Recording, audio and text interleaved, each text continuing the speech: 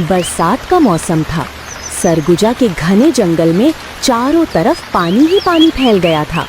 सभी पक्षियों ने पहले से ही बारिश से बचने के लिए अपने अपने घर बना लिए थे और अपने परिवार के साथ आराम से रह रहे थे। लेकिन एक थी मोमो मौसी। उन्हें हर काम में आलस आता था, इसलिए उन्होंने अपना घर नहीं बनाया। वो एक पेड़ की टहनी पर भीगी बैठी थी।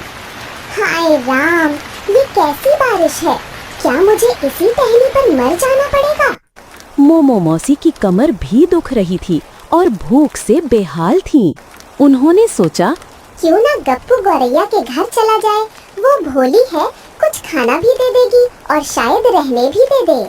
मोमो मौसी उड़ते हुए गप्पू के घर पहुंची और जोर से बोली, अरे गप्पू, बचा ले इस बारिश में, नहीं तो मैं यहीं मर जाऊंगी। गप्पू गौरैया बाहर आई और बोली, मौसी, इतनी बारिश में यहाँ कैसे आ गई?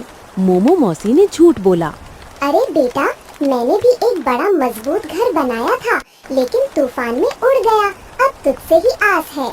गप्पू ने उन्हें मना नहीं किया और अपने घर में ले आई। जैसे ही मोमो मौसी अंदर आई, बोली, बहुत भूख लगी है बेटा, कुछ खिला दे, नहीं तो ये बूढ़ी यहीं ढेर हो जाएगी। गप्पू गौरैया कुछ गेहूं के दाने लाई। मोमो मौसी बोली, ये तो मेरी चोंच में ही फंस जाएंगे। गप्पू और दाने ले आई। मौसी पेट भर खाकर आराम से सो गईं। रात को मोमो मौसी चुपके से उठी और गप्पू का पूरा अनाज खा गईं। सुबह हुई, गप्पू ने देखा कि घर में एक दाना भी नहीं बचा। अब हम क्या खाएंगे? बारिश में उड़कर कुछ लाना भी तो नहीं हो सकता। मोमो मौसी में फिर झूठ बोला, रात को भूरा बाज आया था, मैं तो डर के मारे हिली भी नहीं, सब खा गया। गप्पू दुखी थी।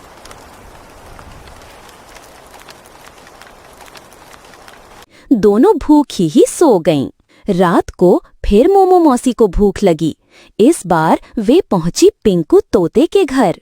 खिड़की से झांका, देखा वहां भी ढेर सारा खाना है। धीरे से अंदर घुसी और सारा खा गईं। सुबह पिंकू चिल्लाया, अरे, मेरा खाना किसने चुराया?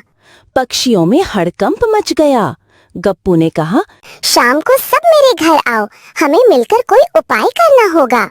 शाम को सब आए। पिंकू तोता, मीनू मैना, बबलू बुलबुल और अन्य पक्षी।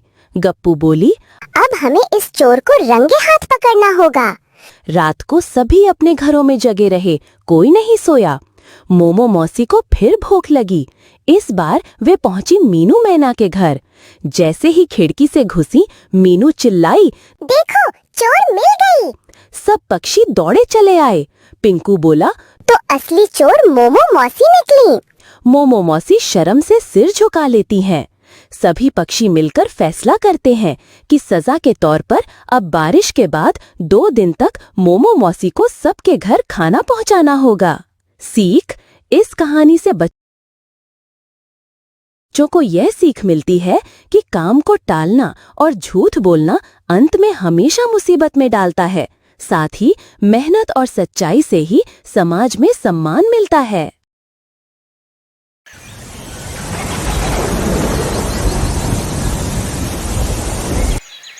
Hello, we are excited to show you our native speech capabilities, जहां सभी पक्षी मिलजुल कर हंसी खुशी जीवन बिता रहे थे।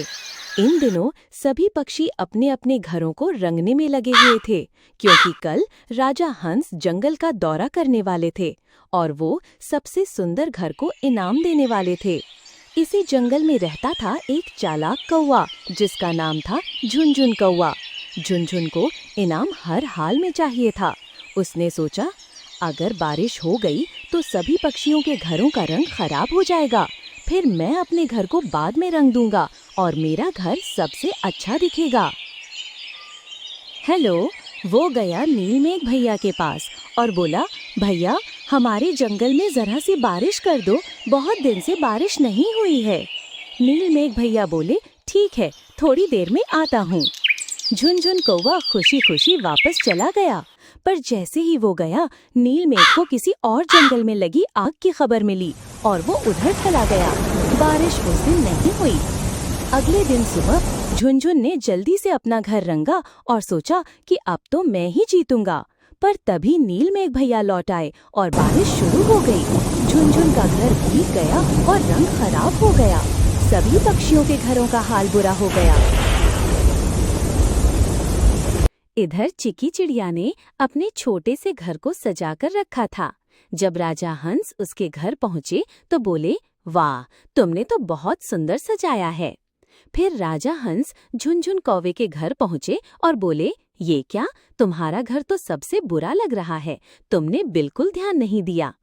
इसके बाद वे मोनी चिड़िया के घर पहुंचे जो जंगल का सबसे सुंदर घर था। उन्होंने उसे गाजर का खेत इनाम में दिया।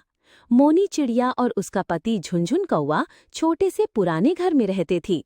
मोनी हमेशा चिंतित रहती थी क्योंकि बारिश और आंधी का मौसम चल रहा था। सुनिए जी, अगर आज बारिश आ गई तो हमारा घर गिर सकता है, मोनी बोली। नहीं नहीं, आज बारिश नहीं होगी, झुनझुन बोला। लेकिन जैसे ही वो बाहर गया, तेज बारिश शुरू हो गई।